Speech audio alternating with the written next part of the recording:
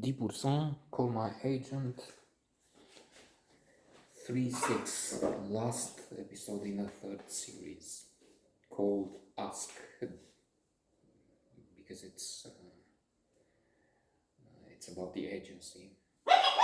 So on a few levels, it is intense, animated, a lot is going on, humor, changes, flux of events, which is good. Let me try and use some book of psychology again to include a reference.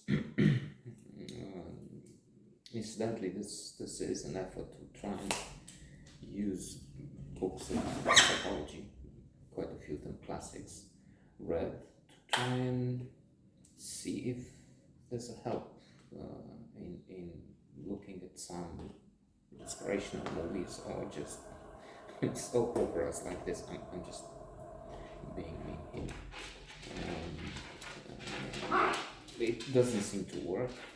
Lately we had some views which we had not before, but had quite a few unlikes. So, well, mea culpa. To be generous, otherwise it's his fault. So this time it's The Formula of Happiness, Stefan Klein. A wonderful, wonderful book in my view, which looks at psychology, of happiness, the fact that our brain is changing, so our body also, our brain. We read that book, it says, and things have changed, connections between our neurons, and we'll have a dynamic. And then, as in what makes us happier, liberty is a key element. He's looking at a research, at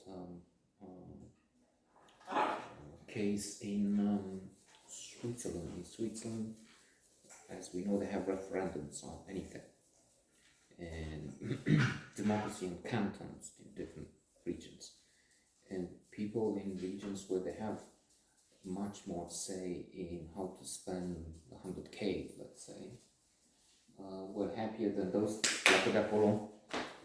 in regions.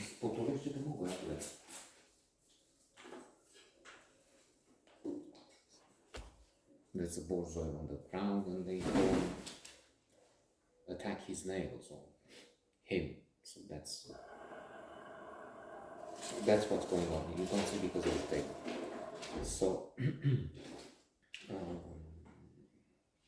more liberty, more happiness, and then changement, change. So there you have a lot of change, you have a lot going on. It can be a formula of happiness. And to end with a reference, Stefan Klein even recommends, as we have routines, and there's a phenomena which Tal Ben-Shahar from Harvard, positive psychology, you can Google that and you'll be transformed if you watch the course. The most popular lectures in Harvard history, positive psychology again. So Tal Ben-Shahar refers to this as the lasagna effect. It could also be hedonic adaptation, we can think Coolidge effect, honeymoon effect. So anyway, the routine is not good. So change, if big changes are not possible but recommended, change the itinerary from home to wherever you go, work, or gym. Choose a different route so that you have a change. And there is a lot of change to come back.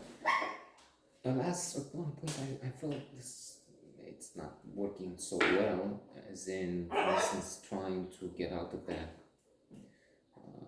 conflict with the American producers, from the previous episode, 2 million